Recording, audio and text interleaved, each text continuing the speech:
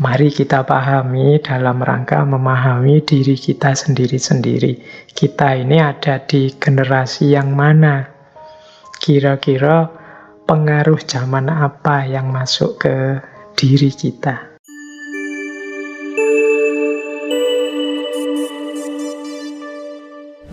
Bismillah. Assalamualaikum warahmatullahi wabarakatuh. Bismillahirrahmanirrahim. Alhamdulillahi rabbil alamin.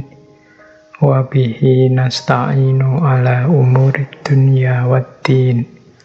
Allahumma sholli wa sallim wa barik ala habibina wa syafi'ina Sayyidina wa maulana Muhammadin wa ala alihi wa ashabihi wa man tabi'ahum bi ihsanin ila yaumiddin. Amma ba'du. Bismillah, teman-teman. Mari kita ngaji lagi, belajar lagi. Untuk malam hari ini kita masuk melalui gerbang perspektif generasi. Jadi mungkin teman-teman sering dengar orang bilang bahwa kita ini anak zamannya masing-masing. Setiap orang itu cara hidup, cara berpikir, cara berperilakunya itu banyak dipengaruhi oleh situasi zamannya. Nah, berarti konstitusi diri kita di antara jalan untuk mengenali siapa kita itu antara lain bisa lewat pintu generasi ini. Kita pada Allah kalau meninggalkan generasi yang lemah, karena generasi ini ya kuncinya peradaban manusia. Kalau generasinya rusak, ya peradaban manusia rusak. Kalau peradaban manusia rusak, ya bumi ini mungkin juga rusak. Wong bumi ini diamanatkan pada manusia untuk mengelolanya. Kita awali dari definisi tentang generasi. Yes, teman-teman pastinya sudah paham lah ya. Saya tidak perlu menjelaskan detail apa itu generasi. Orang sering mendefinisikan generasi secara mudah sebagai semua orang yang lahir dan hidup di waktu yang sama, secara bersama-sama, secara kolektif. Jadi siapapun yang rentang waktu durasi hidupnya sama, waktu hidup di dunia ini sama, pengalamannya sama, merasakan peristiwa-peristiwa besar sama, yaitu namanya satu generasi. Misalnya kita seluruh dunia 2 tahun terakhir ini mengalami pandemi. Nah, generasi yang mengalami pandemi itu kan namanya orang yang hidup di generasi sekarang. Jadi orang yang hidup di waktu yang sama dan kolektif. Kalau ada satu peristiwa, yang lain ngerti semua atau ngalami semua. Atau kadang didefinisikan sekelompok orang dalam satu populasi yang mengalami peristiwa penting yang sama dalam periode waktu tertentu, yang itu satu rata-rata periode sekitar 20 sampai 30 tahun. Jadi ini diteorikan bahwa satu generasi itu ya sekitar 20 sampai 30 tahun. Jadi ini dihitung sejak lahir, tumbuh, dewasa, dan produktif. Ini dihitung 20 sampai 30 tahun. Ini disebut satu generasi. Makanya di bukunya Neil and Howe tadi itu ya membaca generasinya di rentang waktu sekitar 20-an tahun. Jadi ini untuk memudahkan pembacaan. Baik, yang teknis-teknis mungkin tidak terlalu kita bahas karena banyak kritik terhadap teori ini. Nanti kita ambil yang umum-umum saja untuk memahami diri kita. Ada istilah kalau di Neil on Howe itu namanya turning. Setelah turning ada archetype. Ini sangat teoritis, teman-teman. Saya jelaskan ringkas saja. Semoga lain waktu kita bisa memperdalam ini, karena waktu kita terbatas. Jadi ada namanya turning. Kalau satu generasi tadi kan sekitar 20-30 tahun. Kalau turning ini satu putaran periode, itu sekitar 80-90 tahun. Jadi perjalanan hidup generasi itu mengalami turning, mengalami beberapa periode. Yang itu disebutkan, misalnya ya, ada periode high, ada periode awakening, ada periode unraveling, ada periode krisis. Jadi ada periode puncak, bangkit, mengurai, dan kemudian krisis. Puncak itu periode ketika kita mengalami satu wilayah, satu daerah mengalami kejayaan. Jadi biasanya cirinya institusi kuat, tapi individu-individu lemah karena banyak bergantung pada institusi. Maksudnya apa? Ini periode turning ini, kalau di satu periode high ini, di satu wilayah ketika orang sedang mengalami gemah ripah loh jinawi, makmur, adil, tentram. Ini kan periode puncak. Generasi-generasi yang lahir di periode puncak ini ya tentu saja nanti karakternya beda dengan generasi yang lahir di periode yang berbeda. Jadi ini biasanya ya negara yang sedang makmur, wilayah yang sedang makmur. Anak-anak yang lahir, generasi yang lahir di era high ini generasi yang nyaman, nikmat hidupnya. Nah, cuma seperti cirinya era high ini, institusi kuat, individu-individu lemah. Karena individu-individu biasanya ya ternina bubukkan oleh situasi nyaman, kemakmuran. Nah, terus kalau situasi high ini bertahan, lama-lama akan muncul situasi turning baru, pembalikan yang baru, yaitu namanya situasi kebangkitan. Di situasi kebangkitan ini muncul kritik-kritik, muncul keberatan-keberatan terhadap lembaga, institusi. Kalau negara ya negara, atas nama otonomi pribadi. Maksudnya apa? Ya tadi individu-individu mulai melakukan kritik-kritik kepada lembaga, kepada institusi, kepada negara. Mungkin karena bosan terhadap status quo, mungkin karena sudah tidak nyaman lagi dengan disiplin-disiplin sosial, mungkin karena ingin menegakkan kemandirian pribadi, kesadaran diri, spiritualitas, otentisitas pribadi, dan lain sebagainya. Ini namanya situasi awakening, situasi kebangkitan. Mulai muncul kritik-kritik kepada lembaga. Orang ingin diakui eksistensi dirinya. Orang ingin eksis sebagai dirinya. Tidak hanya diafiliasikan dengan lembaganya atau negaranya. Itu situasi kedua setelah mengalami high. Nah, situasi awakening ini akan melahirkan situasi baru, turning yang baru, yaitu turning unraveling. Jadi mengurai.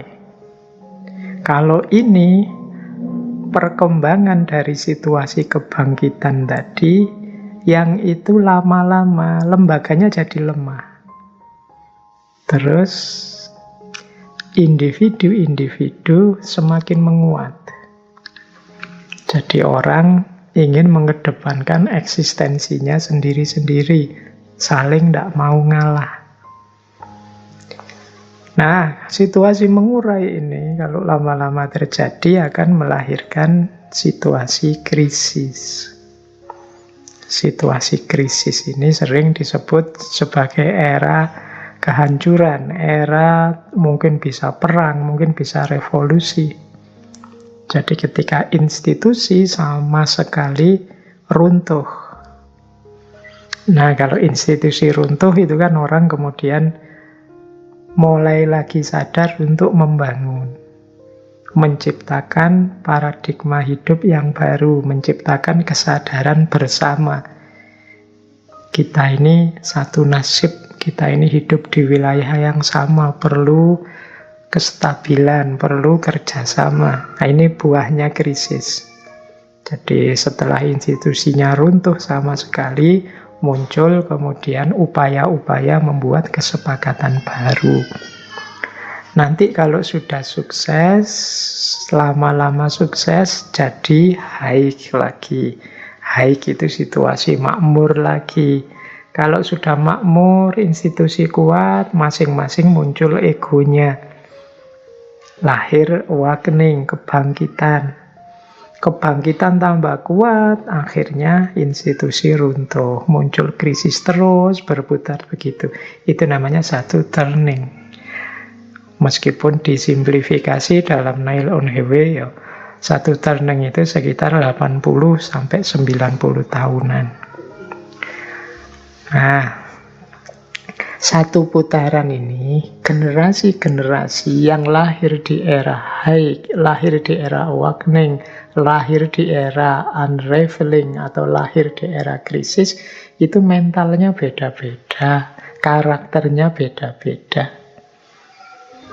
Ini nanti antara lain yang jadi dasar dalam membaca generasi. Jadi ini generasi lahir kapan, situasi yang dihadapi kira-kira apa? Apa situasi haik, apa situasi awakening, atau situasi unraveling, atau situasi krisis. Baik, ini pengantar saja untuk kita memahami bagaimana cara berpikir dalam buku generasi yang saya jelaskan tadi dan buku The Fourth Turning. Oke, teman-teman, kita langsung jujuk saja ya ke kategori-kategori generasinya. Nanti terus mari kita pahami dalam rangka memahami diri kita sendiri-sendiri. Kita ini ada di generasi yang mana? Kira-kira pengaruh zaman apa yang masuk ke diri kita? Baik, bismillah. Kalau baca bukunya Nail on Highway tadi, itu banyak sekali standar-standar yang dipakai untuk memahami generasi. Nanti ada saikulum apa. Nah, kita pakai yang sering kita sebut saja dalam dunia kita sehari-hari hari ini, istilah-istilah yang menyebut generasi. Ini simplifikasi saya dari buku itu. Jadi kita bagi saja kategori generasi itu jadi 6 sesuai dengan buku itu. Ada generasi veteran atau tradisionalis yang lahir tahun 1925 sampai 1945. Ya sebenarnya banyak sih uraian generasi-generasi sebelum itu, termasuk ada tentang lost generation dan lain sebagainya. Tapi kita simpelkan dulu saja, semoga lain waktu ada lebih detail membahas ini. Ini kan konteksnya untuk memahami diri kita. Makanya saya awali dari generasi tradisionalis atau veteran, yang itu dimulai tahun 1925 sampai 1945.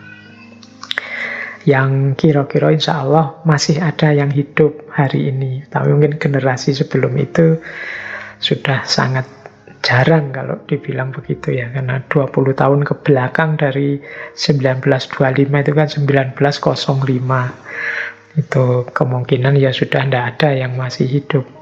Kalau ada luar biasa. Jadi 25 sampai 45 itu tradisionalis atau generasi veteran. Nanti ada generasi namanya baby boomers. Teman-teman mungkin pernah dengar juga ya istilah ini.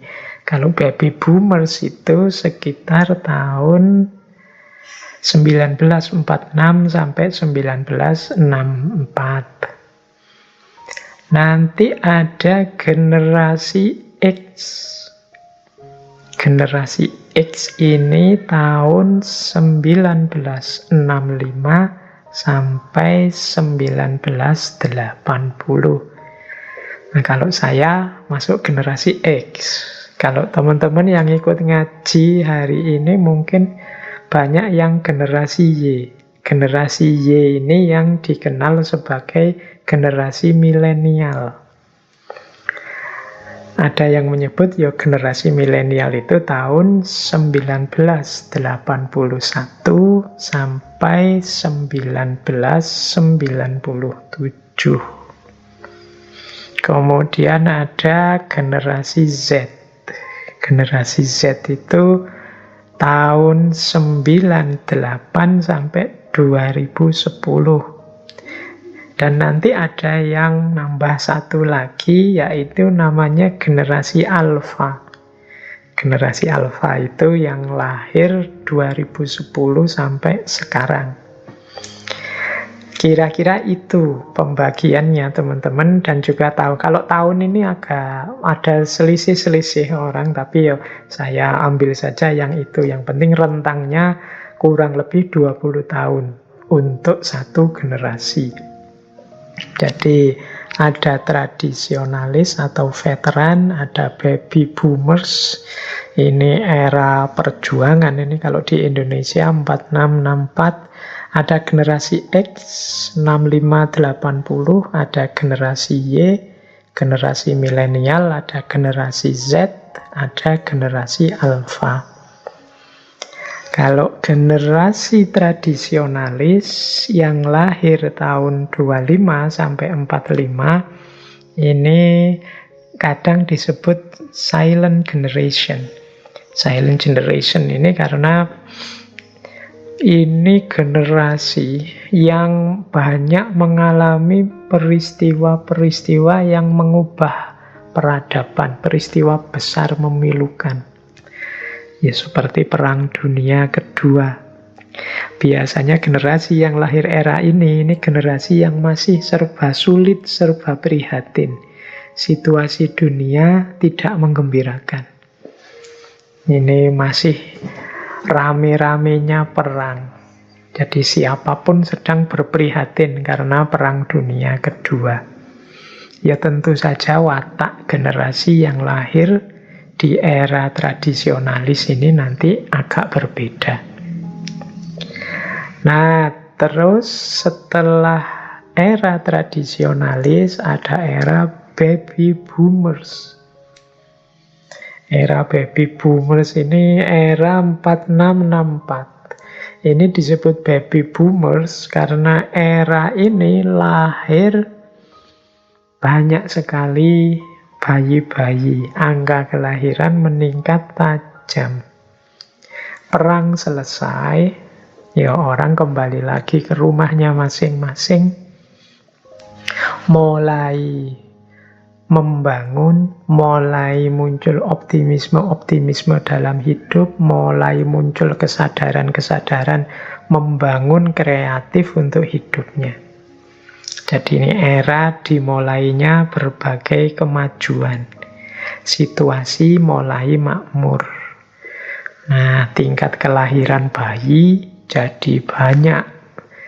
Makanya istilahnya baby boomers. Kalau di Indonesia ini kan awal kemerdekaan. Muncul optimisme. Baik. Era selanjutnya, ini anak 65-an ini, 65 sampai 80 termasuk saya. Ini generasi X. Kalau generasi X ini sudah tidak baby boomers lagi. Orang mulai sadar pentingnya pembatasan kelahiran. Jadi kalau di Indonesia ya pentingnya KB itu kan mulai dipopulerkan luar biasa di era-era ini. Nah, era ini juga menandai munculnya inovasi-inovasi baru yang banyak dinikmati. TV, kabel, mulai lahir jaringan internet, meskipun masih belum secanggih hari ini. Tapi munculnya teknologi-teknologi canggih ini dimulai di eranya generasi X ini. Jadi generasi ini mungkin ngalami era ndak ada listrik, termasuk ngalami juga ada listrik. Ngalami era ndak ada HP, tapi juga ngalami era ada HP. Nah, ini generasi X. Ini dia jadi semacam jembatan menuju era milenial. Jadi mereka ngalami pra-milenial dan juga ngalami eranya anak-anak milenial. Nah, ini generasi X. Nanti ada generasi Y. Generasi Y ini lahir 81 sampai sekitar 97. Di sini lahir ketika perkembangan teknologi tambah luar biasa. Mereka mengalami peningkatan drastis perkembangan teknologi. Ini anak-anak 81-97. Mereka ngalami misalnya, ya teman-teman yang suka game ya, game-game jadul yang baru muncul sampai game paling canggih hari ini. Ini anak-anak milenial. Jadi mereka ngerti teknologi awal sampai teknologi paling canggih hari ini. Mereka ngerti tahapan-tahapannya. Jadi ngalami teknologi yang biasa-biasa sampai era teknologi yang luar biasa. Kalau generasi X tadi kan ngalami sebelum banyak teknologi, ada teknologi sampai ada teknologi. Kalau Y ini ngalami teknologi dari yang biasa-biasa sampai teknologi yang luar biasa. Nah, kemudian generasi Z. Kalau generasi Z ini ya tentunya sudah anak IT ini, generasi Z ini 98 sampai 2010 lahirnya. Jadi mereka ini generasi yang tidak pernah mengenal hidup tanpa teknologi. Generasi ini kadang-kadang disebut generasi iGen. Jadi generasi apa ya? Generasi digital, generasi internet hari ini itu generasi Z. Ya anak-anak 98, anak-anak 2000 itu kan hari ini mungkin era-eranya mereka kuliah. Dan sejak kecil mereka memang tidak pernah mengalami hidup yang tanpa teknologi. Nah, terakhir yang ini yang saya sebut tadi, ada yang nambahkan, hari ini ada generasi alfa. Ini generasi alfa ini anak-anak yang lahir di abad 21 ini. Ini generasi alfa ini ya kebanyakan adalah anaknya generasi milenial. Jadi anak-anak dari generasi milenial ini generasi alfa. Bisa dibayangkan model hidup yang sepenuhnya di abad 21. Baik, nanti kita jelaskan satu-satu ya karakter-karakter pribadi-pribadi dari generasi-generasi ini. Paling tidak teman-teman sudah ngerti ya rentang waktunya, kemudian situasi hidup yang dihadapi oleh masing-masing generasi. Baik, kita lanjutkan. Mari kita belajar pelan-pelan. Saya akan mengawali pemahaman diri kita, mengenali who am I kita dari sisi zaman. Saya awali dari generasi tua baby boomers. Saya tidak bahas yang tradisionalis veteran ya, mungkin karena sudah sangat sepuh. Kalau saya awali dari yang lahir tahun 25 sampai 45, mungkin lebih to the point biar tidak terlalu banyak makan waktu. Saya awali dari baby boomers. Dan nanti terakhir kita gali gimana sih cara kita membentuk karakternya. Tapi untuk sementara kita lihat karakternya dulu. Karakter baby boomers ini lahirnya sekitar tahun 46 sampai 64. Seperti tadi ya sudah dijelaskan. Secara umum begini, ya ini tetap ya teorinya bukan teori yang harga mati. Tapi ini generalisasi.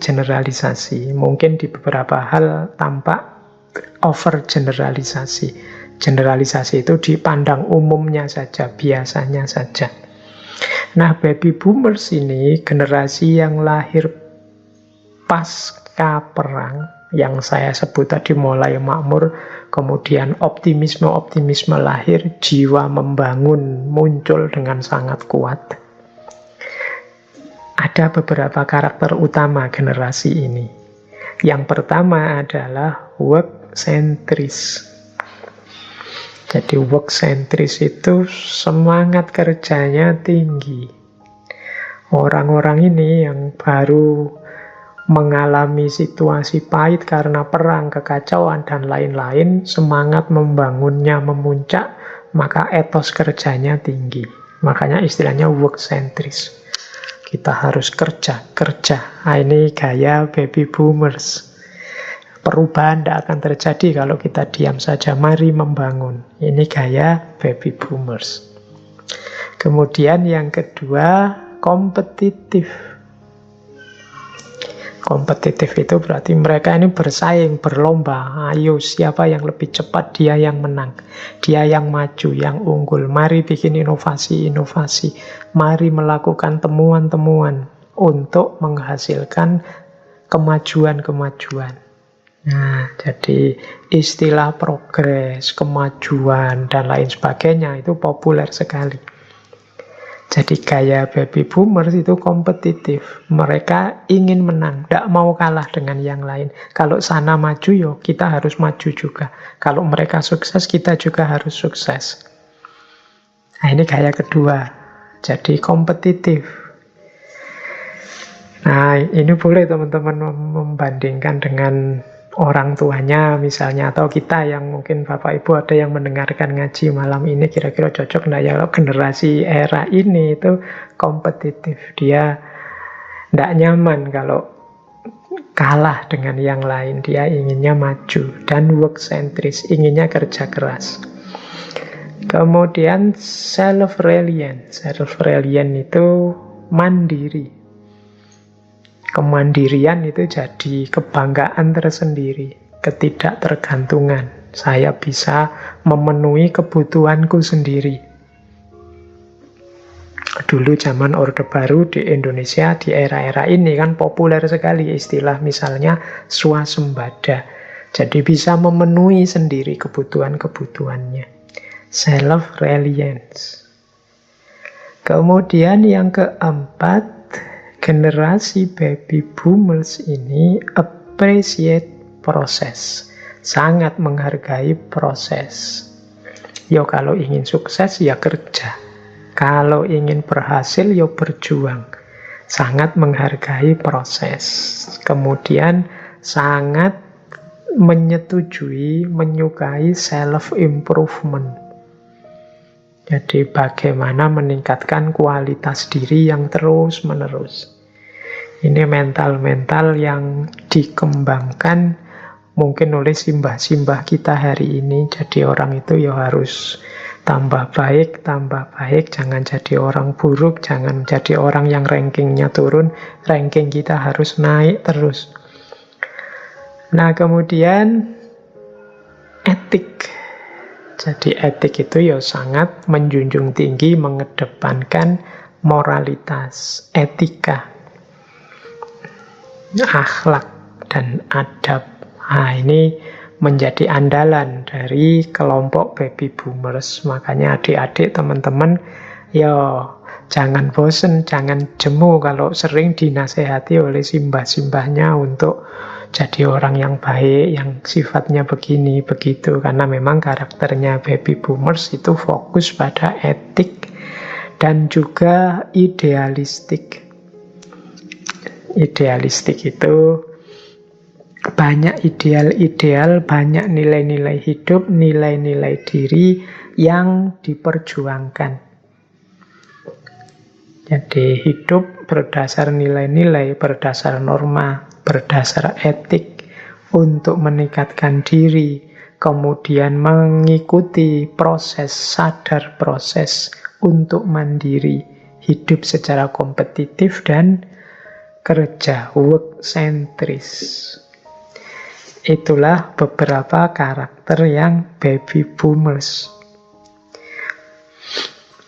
Meskipun ada kritik juga, ada sedikit kecenderungan kelompok baby boomers itu punya karakter egoistik. Egoistik itu ya intinya kalau dia merasa benar ya sudah, sulit dikritik. Jadi versinya dia dianggap ya ini yang terbaik. Kalian harus manut saya, ikut saya. Nah, ini gaya baby boomers. Ya saya bilang tadi ini tidak harga mati. Mungkin setiap orang beda-beda. Tapi secara umum, secara global, karakter baby boomers itu ya semacam ini. Work centris, kompetitif, self-reliant, appreciate proses, self-improvement, etik, idealistik, dan agak egoistik. Baik. Nah, sekarang kalau generasi selanjutnya setelah baby boomers, ini generasi X, ini 65 sampai 80. Ini mungkin kalau sebagian besar teman-teman yang mendengarkan, ya generasi X ini orang tuanya teman-teman hari ini. Itu mungkin kelahiran generasi X. Saya juga masuk generasi X. Ada sedikit beda di era ini sudah agak jauh dari perang, sudah mengalami kemakmuran. Sudah mulai muncul fasilitas-fasilitas teknologi. Nah, generasi X ini melanjutkan era baby boomers. Yang pertama punya karakter balance antara work and life. Jadi kalau generasi baby boomers cirinya pekerja keras, gimana caranya bekerja meningkatkan kualitas diri. Tapi generasi X ini yo kerja, tapi kerja untuk hidup, bukan hidup untuk kerja.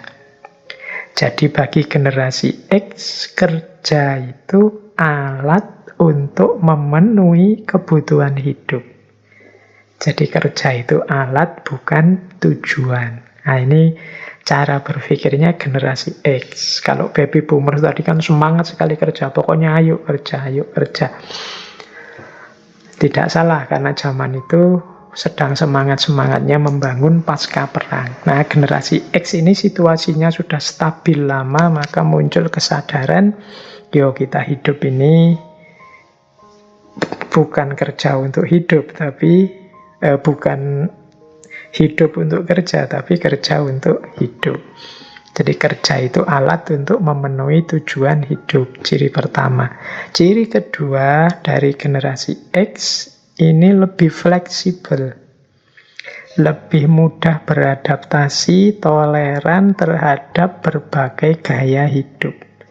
Saya bilang tadi, generasi X ini mengalami era teknologi sangat sederhana atau tanpa teknologi, dan juga era teknologi canggih. Dan mereka ini karena mengalami perubahan-perubahan drastis dalam hidup ini, mereka lebih fleksibel.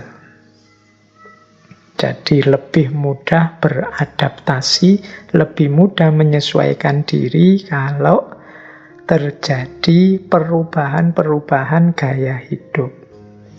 Nah, ini ciri kedua dari generasi X. Ciri ketiga, lanjutan dari karakter generasi X adalah individualistik. Jadi individualistik itu mereka lebih menghargai dirinya. Mereka lebih suka independen, tidak diatur-atur, tidak terlalu diintervensi. Mereka menghargai kebebasan plus tanggung jawab. Nah, ini cirinya generasi X. Kalau terlalu banyak diatur, mereka tidak suka. Kalau terlalu banyak dikekang, mereka tidak nyaman.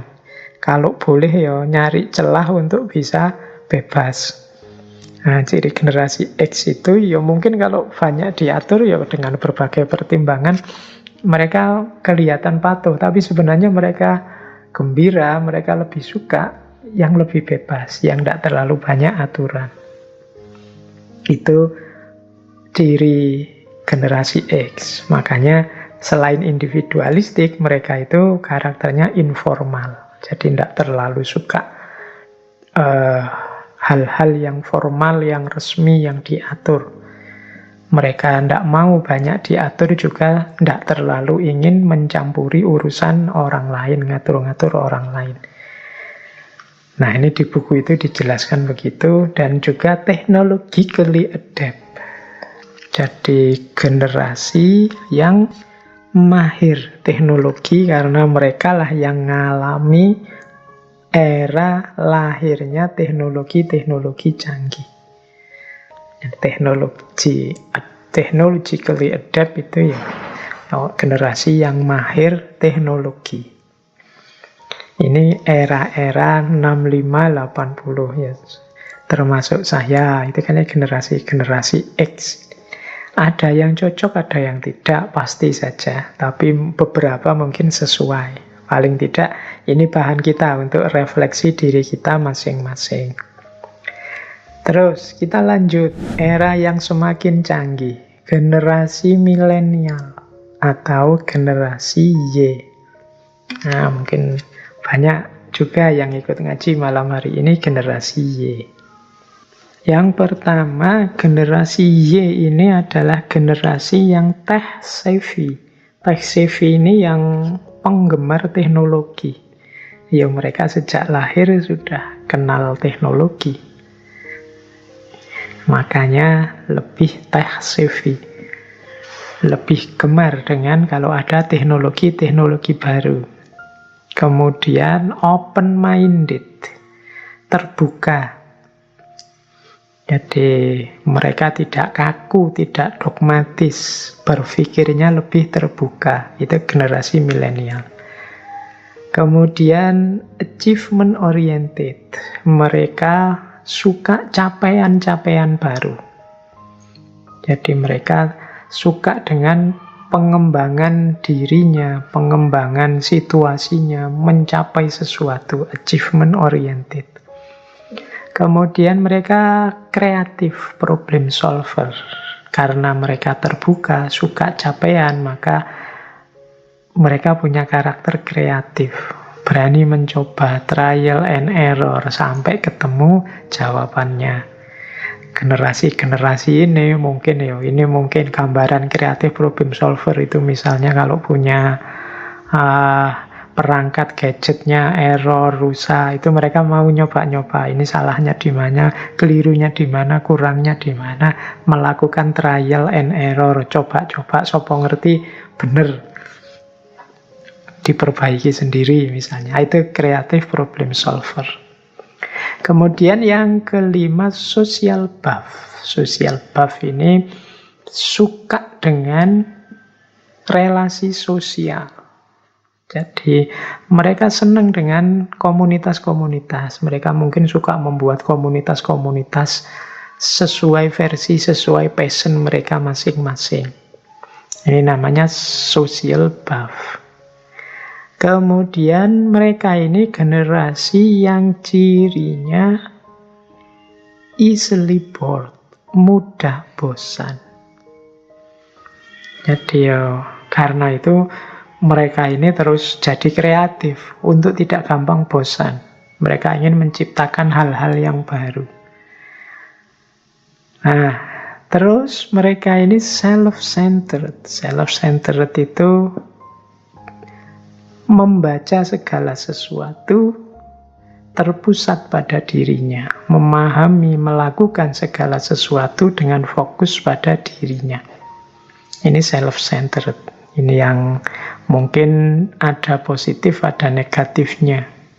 Dan ada yang bilang generasi Y itu cenderung agak narsis. Ingin tampil, ingin menunjukkan dirinya, apalagi didukung self-centered tadi, terpusat pada diri. Meskipun begitu, mereka ini ya gemar teknologi, pikirannya terbuka, orientasi hidupnya untuk capaian-capaian dan kreatif, serta suka bersosialisasi. Meskipun ya mudah bosan, perspektifnya lebih ke perspektif sesuai dirinya dan agak narsis. Ini cirinya generasi Y, generasi milenial. Kita lanjut.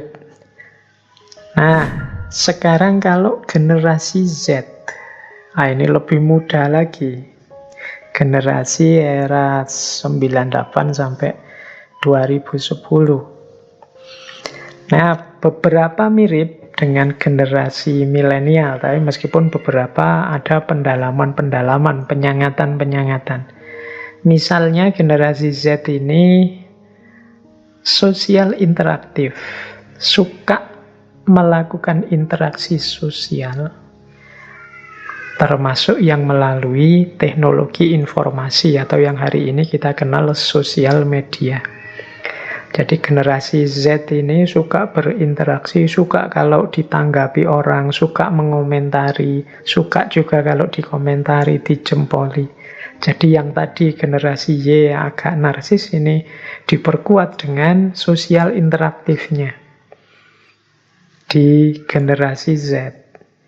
Jadi generasi ini makanya mungkin hari ini adik-adik anak-anak muda kita rame sekali di medsos dan lain-lain, ya memang karakter eranya begitu, generasi Z. Apalagi mereka ini punya ciri multitasker. Multitaskers itu yang multitasking. Dia tidak nyaman kalau melakukan kegiatan hanya satu saja. Sukanya double-double. Saya tidak tahu ada tidak teman-teman di sini misalnya yo pegang HP, yo nonton TV, ya di depan laptop ngapain. Nah ini multitasker. Kadang-kadang makan saja kan tidak cukup hanya makan. Yo sambil makan, yo sambil ngobrol dengan teman, yo sambil pegang HP baca WA. Multitaskers. Ini cirinya generasi Z. Pak, ini apa ada di generasi Z saja? Ya enggak. Ya mungkin generasi yang lain bisa ketularan generasi Z. Yang tua-tua ikut-ikutan, yang muda-muda sekarang serba multitasker. Apa saja disambi, baca WA, baca berita, disambi. Tidak pernah melakukan satu hal dinikmati, dihayati, didalami. Yang dilakukan selalu macam-macam. Nah, kemudian ada penelitian mereka ini entrepreneurs. Generasi Z ini ada penelitian 72% ingin merintis bisnis atau usaha sendiri. Generasi Z ini malu. Kalau ditanya cita-citanya apa, terus mungkin jawabnya pengen jadi PNS atau ASN, pengen jadi. Mereka ini lebih suka, lebih bangga kalau mampu misalnya membuka usaha mandiri atau bisnis-bisnis mandiri. Nah, ini gayanya generasi Z. Nah, terus generasi Z ini adalah generasi yang sangat terdidik, educated. Mengapa? Karena mereka bisa dapat informasi apa saja langsung dari internet, dari teknologi informasi yang mereka pegang. Jadi generasi Z ini satu generasi yang mahir sekali dengan teknologi, namanya tech innate. Jadi teknologi itu sudah mendarah daging di mereka, ya di antara efeknya mereka ini bisa tahu apa saja. Bekalnya apa? Bekalnya HP. Wah, ini ngeri kalau berhadapan dengan generasi Z. Misalnya sebelum ke dokter misalnya, itu kalau generasi ini itu sudah googling dulu, penyakitku ini namanya apa, cirinya apa, kelemahannya apa, obat-obat yang bisa membantu ini. Wah, itu kalau nanti sudah ketemu dokter bisa diskusi sama dokternya, dia tahu macam-macam. dari Google. Mungkin mau belanja ya sudah survei harga-harga dulu. Jadi kalau pedagangnya menaikkan harga, suka-suka dia punya data, punya referensi. Ini kemahalan. Karena harganya kan kalau di marketplace sekitar sekian, ini yang asli sekian, yang KW sekian. Mereka ini ngerti banyak hal. Jadi karena mudah mengakses informasi, itu yang disebut generasi educated, generasi Z. Nah, secara umum kemudian generasi ini banyak yang berkarakter filantropis. Mereka ingin menyumbangkan hal besar, ingin melakukan hal besar untuk dunia, untuk hidup ini. Jadi ini namanya filantropis. Mereka punya idealisme-idealisme yang ingin mereka sumbangkan untuk dunia. Nah, mereka ini digital native dan tech innate seperti saya bilang tadi. Mereka generasi yang tidak bisa membayangkan hidup ini tanpa teknologi. Jadi beda dengan generasi saya misalnya. Ya, kalau generasi saya waktu kecil di desa saya belum ada listrik. Kemudian ngalami ada listrik. Dari radio nanti ngalami dari nonton TV, misalnya nonton film, zaman dulu ada model video yang ada kaset beta, itu kasetnya besar itu, kemudian ada era VCD, ada era DVD, ada era itu kan zaman saya generasi. Tapi generasi Z ini mereka sudah lahir ketika teknologi sudah sangat canggih. Makanya mereka tidak membayangkan, sulit membayangkan hidup yang tanpa teknologi. Nah, ini generasi Z. Di antara kelemahannya, ya kalau generasi Z ini less focused. Jadi karena sukanya multitaskers, mereka ini sulit kalau disuruh fokus pada satu hal. Jadi kita harus sering-sering mengingatkan.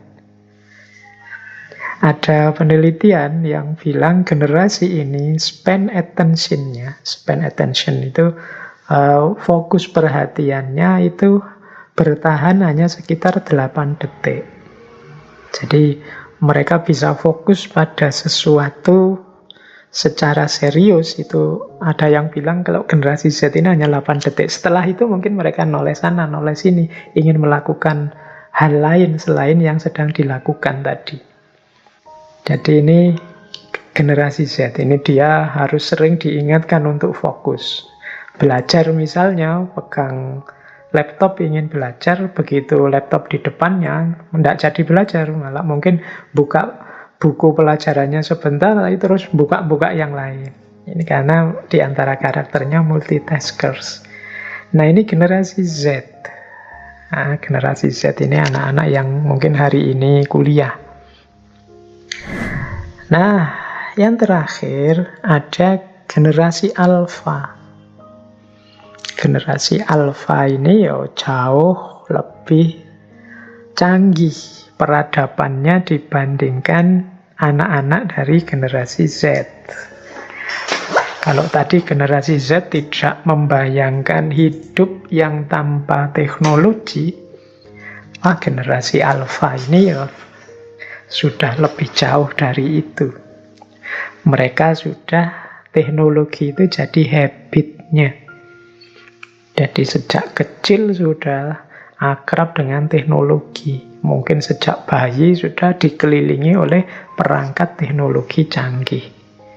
Ini generasi alfa sudah. Jadi sudah jadi habitnya. Kalau tadi generasi Z kan teknologi itu sudah jadi innate-nya.